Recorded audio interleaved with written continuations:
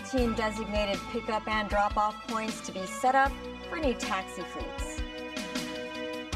Word that the government is working closely with Live Golf organizers on a long-term partnership. And Canada's Liberal Party will elect a new leader and Prime Minister with Mark Carney and Chrystia Freeland among the favorites.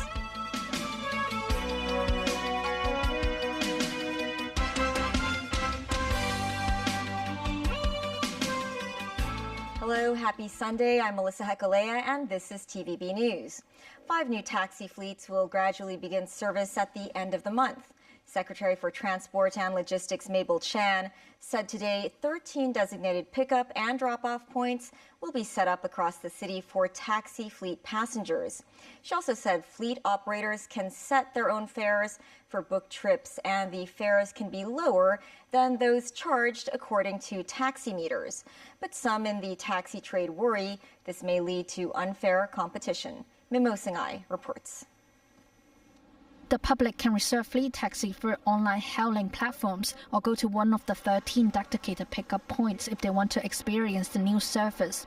Among them, 9 are ready for use and most are located near border control points, including the airport, the West Kowloon High-Speed Rail Station and cross-boundary control points. Speaking on a radio program, Secretary for Transport and Logistics Mabel Chan said the government will work with the airport authority and the MTR to raise tourists' awareness of the fleet taxis. Chan said authorities will increase the number of traditional taxi pickup points to enhance the operational convenience of the industry. On the topic of fare charging, Chan said for booked trips, taxi fleet operators can set a price higher or lower than what the taxi meter displays. The transport chief said it is important for the fleet to negotiate an agreed fare with the passengers for these trips. Chan said a monitoring system will be implemented to ensure the fleets maintain their fares at a suitable level. Zhao Guokern, chairman of the Hong Kong Taxi and Public Light Bus Association, said the flexible charging arrangement is unfair to non-fleet taxis. He proposed that the government look into different taxi meter charges for peak hour and non-peak hour services so as to make non-fleet taxis more competitive. Ms. 9, TVB News. Financial Secretary Paul Chan said the government will speed up technological and application innovation to drive economic growth. On his blog, Financial Secretary Paul Chan said technological and application innovation have become the core drivers of economic growth in the mainland. Chan said Hong Kong will align closely with the country's development, including accelerating technological and application innovation.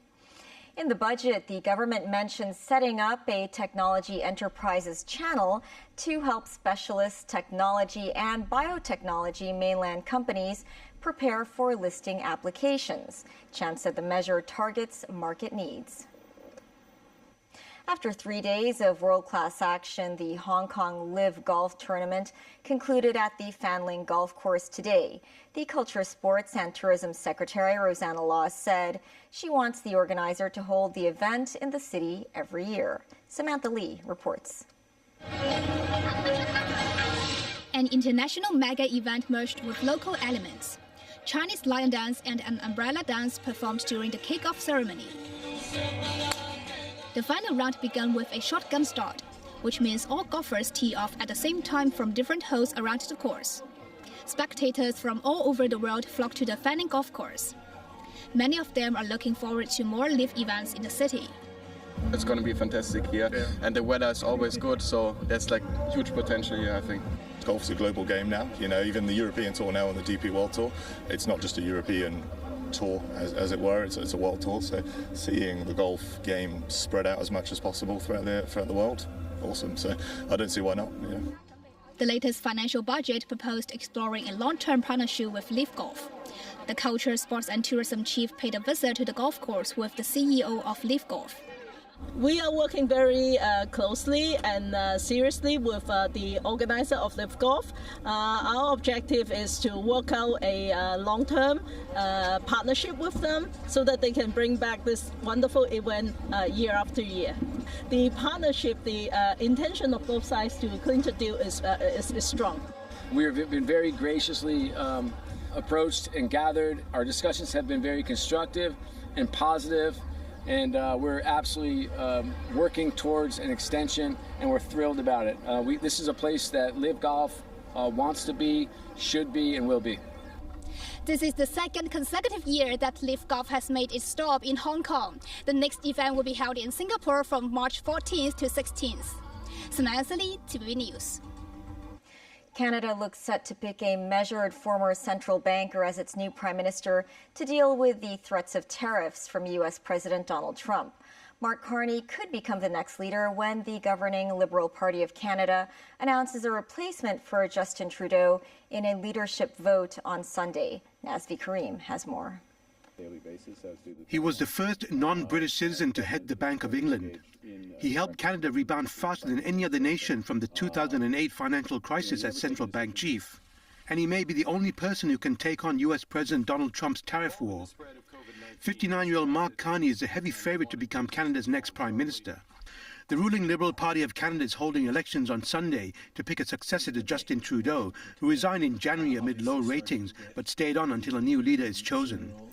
It comes amid a surge in nationalism and anti-American fervor triggered by Trump's tariffs and his quips that he wants to make Canada the 51st U.S. state. Carney lacks solid political experience, having never been a legislator nor a cabinet member, a scenario that in normal times would have ended his candidacy. But the key qualification now is how to deal with Trump, who wants 25% tariffs on Canadian imports into U.S. Carney's banking track record as a stabilizing force, helping to keep money flowing during the financial crisis, makes him the favorite ahead of Chrystia Freeland, the former Deputy Prime Minister and Finance Minister. Freeland in December was dropped by Trudeau as Finance Minister, resigning as his deputy shortly afterwards, and then writing a scathing letter against the government that proved the last straw for Trudeau. Carney, a Harvard-educated former Goldman Sachs executive, said during a recent debate that Canada needs experience in terms of crisis management. The Liberal Party will pick a new leader in a secret vote by around 140,000 members.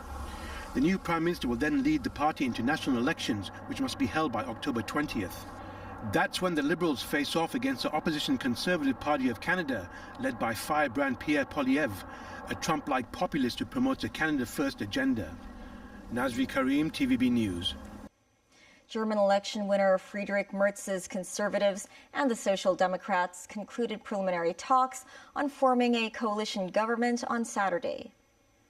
Merz's conservative CDU-CSU bloc and the SPD have haggled over issues such as migration and welfare payments. During the talks, Merz promised tougher measures to tackle illegal migration, promising to act along with other European Union members. He also said Germany should be targeting 1 to 2% economic growth and lower energy costs to help businesses. Lars Klingbeil, the co-leader of the SPD, said Germany needed more migration success stories and to bring down illegal migration at the same time. Attention will also now turn to the outgoing parliament. Lawmakers will debate a €500 billion infrastructure fund and changes to state borrowing rules known as the debt brake from March 13th. Merz and the SPD crucially need support from the Greens party to pass the measures. Merz said there would be intensive talks with the Greens next week. Still ahead, Israel sent a delegation to Qatar on Monday in a bid to advance negotiations around the ceasefire in Gaza. North Korea says a nuclear-powered submarine is under construction. And a call for more docking spaces and simplification of procedures for international yachts visiting Hong Kong.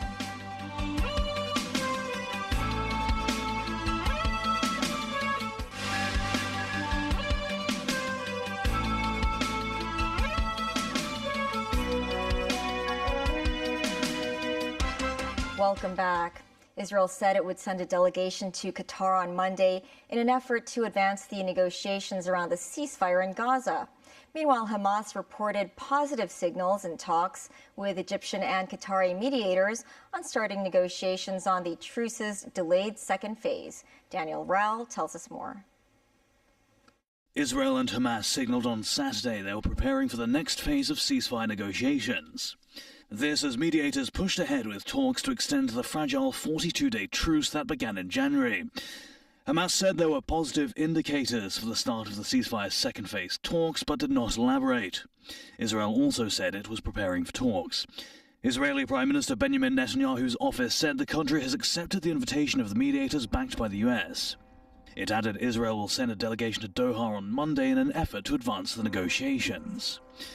A delegation from Hamas is engaging in ceasefire talks in Cairo with Egyptian mediators who have been helping facilitate the talks along with officials from Qatar. They aim to proceed to the next phase of the deal, which could open the way to ending the war. Hamas spokesman Abdel Latif Al-Qanoua said the group affirms its readiness to engage in the second phase negotiations in a way that meets the demands of its people.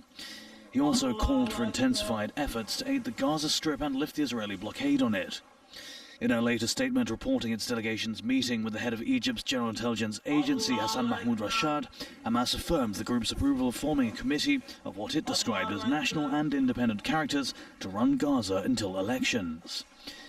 His remarks came during an Arab summit which adopted Egypt's alternative reconstruction plan for Gaza, as opposed to US President Donald Trump's Middle East Riviera vision. The Gaza ceasefire deal that took effect in January calls for the remaining 59 hostages in Hamas captivity to be freed in a second phase, during which final plans would be negotiated for an end to the war. The first phase of the ceasefire ended last week. Israel has since imposed a total blockade on all goods entering the enclave. Israel is demanding Hamas free the remaining hostages without beginning the negotiations to end the Gaza war. Daniel Earl, TVB News. A man who climbed the tower housing the famous Big Ben clock in London has finally been returned to the ground. He was seen carrying a Palestinian flag. Barefoot, wearing a cap, holding a Palestinian flag and sitting on a ledge of Elizabeth Tower, the man for hours had refused to come down. He brought central London to a halt on Saturday, forcing nearby roads to be closed off and the cancellation of normal tours to the Houses of Parliament. He was finally persuaded to come down after dark, stepping onto a cherry picker after a long talk with negotiators. The Metropolitan Police said earlier that officers received reports about the man around 7 a.m. on Saturday. He waved the Palestinian flag as he was lowered to the ground, where he was put into an ambulance and driven away. For the first time, North Korea has unveiled that a nuclear-powered submarine is under construction in the country. Such a weapon system could pose a major security threat to South Korea and the U.S.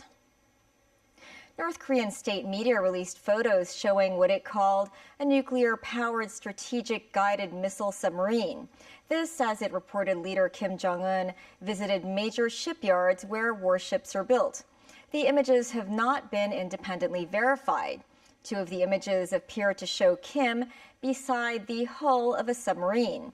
The rest of the images show Kim looking at ships, with parts of the images blurred by the North Korean Central News Agency.